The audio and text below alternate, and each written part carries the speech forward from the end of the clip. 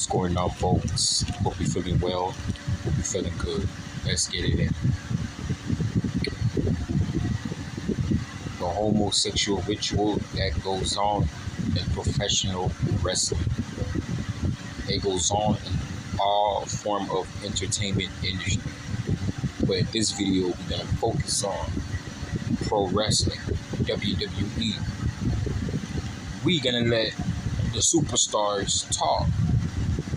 Who's been in the business, who's been in the company, and they even tell you out their mouth there's some homosexual shit going on in pro wrestling. In order for you to be on top, you're gonna have to take it up the booty. I'm gonna play a clip by a former superstar, a former on pro wrestling, goes by the name of Brickhouse Brown. He was huge back in the day. His name is Brickhouse Brown. He's gonna explain to you how shit really works and how to really become successful. Let's get it in. 80% of the wrestling business, the success rate that guys have, is not from the performance, it's not from the wrestling moves, it's from the interview, the gift of gab in order to sell tickets. 80% of the wrestling business are guys that get over. I mean, if you look at it, The Rock, Stone Cold, Hulk Hogan, John Cena, they weren't solid workers, they weren't solid wrestlers. What got them over was their charisma and their interviews. They had some of the best interviews going. Well, why? A lot of fans are listening and they're wondering, if you could talk and Stone Cold and The Rock and all these, like, why haven't they seen Brickhouse Brown in the WWF or WWE?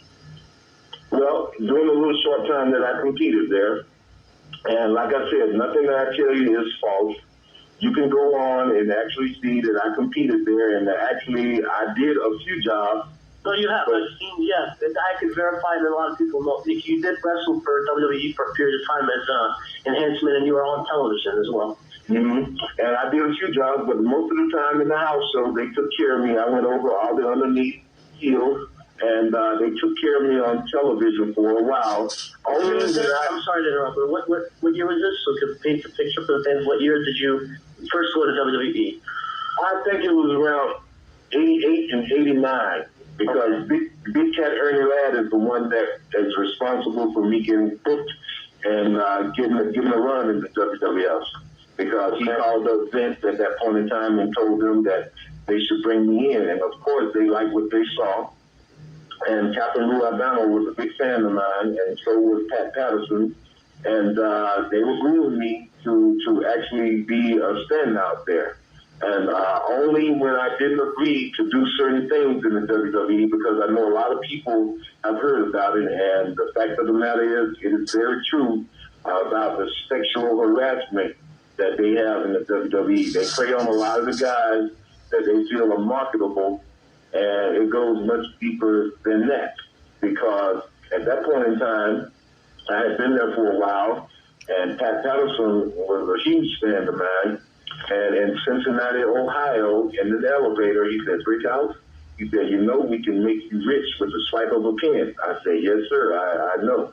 He said, we're going to give you a hell of a raise, and he said, you're going to make some money here. And he told me that they had a new character for me to play, which they were going to make me Mr. Chippendale, like a stripper coming out and do my strip dance and do the tearaway deal, and I got my wrestling tights on, and I'm ready to kick butt. And he goes, can you pull that off? And I go, hell yeah, I can pull that off. Because they do background checks, and they found out that I used to be a male stripper in college. I stripped for 4 years during college and made money. Right, okay. Yeah. And he goes, you think you can pull that off? And I go, hell yeah, I can pull that off. And he said, well, there's only one time. He said, you have to come to my house for some dress rehearsal. And then Pat Patterson proceeded to try to unbuckle my belt buckle in the elevator and give me a blowjob. And he said, of course you have to come to my house for some undress rehearsal also. So at that point in time, he was the vice president And there was no way I could do anything to him. It just shocked the hell out of me.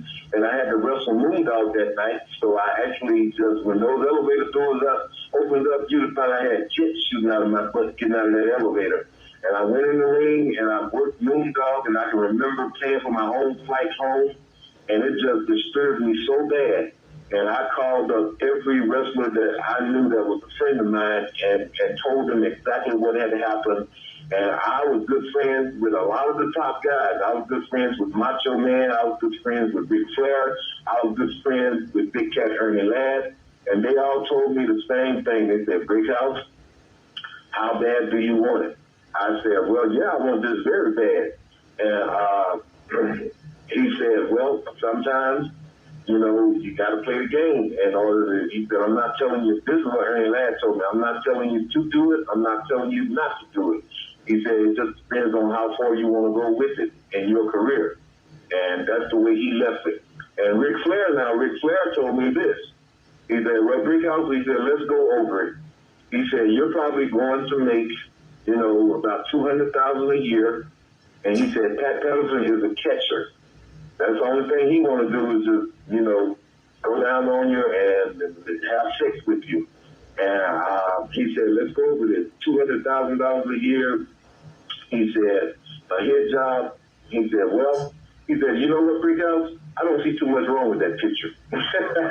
Oh, my God. Yeah, true story. He said, I don't see too much wrong with that picture. And all the guys basically told me it was my decision to make. And it disturbed me so bad that I called up Linda McMahon, because at that point in time, this is how high that they had expectations for me, because I could pick up the phone and call Vince, and I could call Linda. And at that point in time, I called Linda. I came up with some sorry-ass excuse that I was going back to college to get a second degree, and I needed to, you know, to go better myself, and I would like to return to the WWF sometime down the line when I have completed, you know, doing what I needed to do. And she said, Brickhouse, we have some great plans for you, and you did a good job, and you are welcome back to the WWF at any time. And I left. And when I left there, I went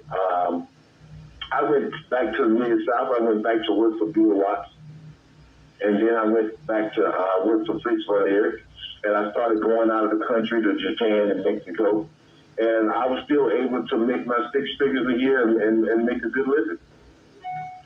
Wow. But have you ever spoke to Vince about it? Or, I mean, I know it's probably not easy to go to head management and kind of be like a rat or saying, hey, you know, this guy, you know, come on to me, or vice president, you know. It's not an easy situation for you to be in, especially a young man in the business, and you want to make something of yourself. So, well, I didn't go to Vince because, to be honest with you, like I said before, I was smart enough to know that they had to know what was going on around that, and if I would have went ahead over Pat Patterson, who had no other boss except for Vince, then I probably wouldn't have a job there. And basically, I knew that he would have taken Pat Patterson's side over me at any time because I was replaceable.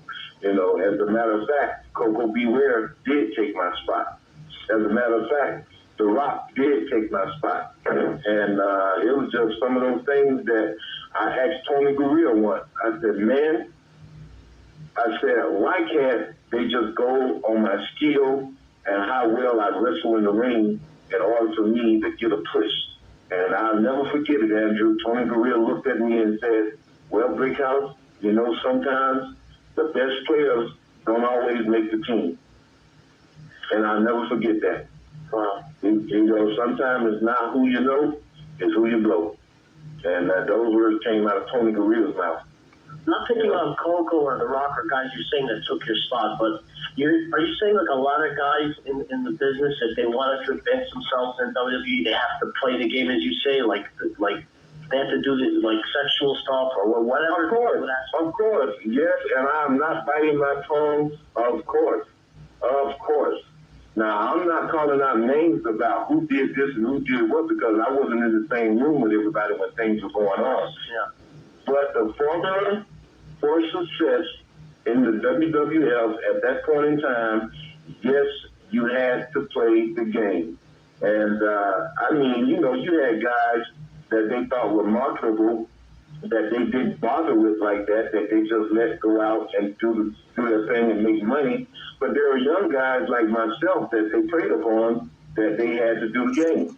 And I just remember when Rock left Memphis, basically, Pat Patterson became a fan of the Rock, and Ron Simmons used to call me, and every time he would go, well, they're going to put Rock in the Nation of Domination with us. And the next time he would call me and say, well, they're going to make Rock the Intercontinental Champion now, and he don't even get dressed with us anymore. He rides with Pat Patterson. Well, they're going to make Rock the world champion now, and he don't even get dressed around us anymore. He gets dressed with Vince McMahon and Pat Patterson. So I do know that Pat Patterson flew to Miami to watch Rock train personally, and I do know that Rock made $3 million, during his third year in the WWE when he got hot. And I do know that Pat Patterson was instrumental in that career. And I can't say specifically, but based on the formula of what they do, Rock had everything that they desired that their workers look like, that they preyed upon. He had the look, he had the body, he had the charisma, and he was marketable. And of course, if you weren't marketable, if you didn't have the talent, they wouldn't have approached you with that at all. Because, I mean, no matter how much you roll manure and crap and some powdered sugar, still don't make it a freaking donut. Mm-hmm. Wow. Yep.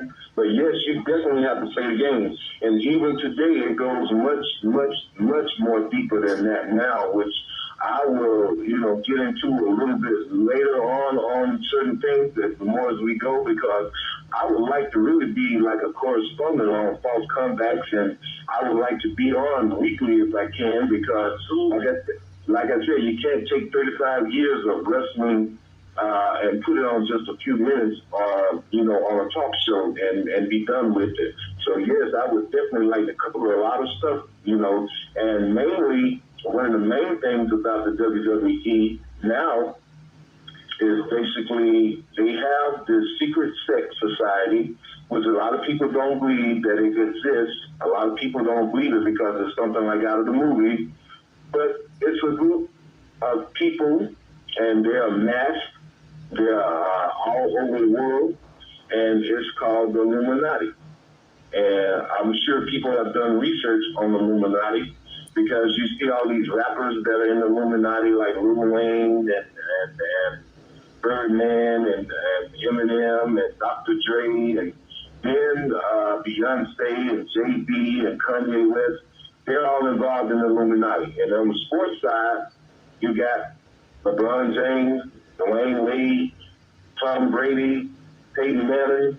They're all involved in this secret sex society that you have to be involved in if you're going to get the $1 million contract. And yes, John Cena, yes, Randy Orton, yes, Undertaker, yes, anybody else that is getting a good push and has made those $1 million contracts have to be involved in the Illuminati. I keep telling y'all, the beast doesn't give nothing for free. You hear it straight from the horse's mouth. Brickhouse Brown, the guy was in the industry. He was approached by Pat Patterson, who was molesting young men. I keep telling y'all, there is a homosexual ritual going on in the industry. If you want to be successful, you got to be down with the homosexual ritual.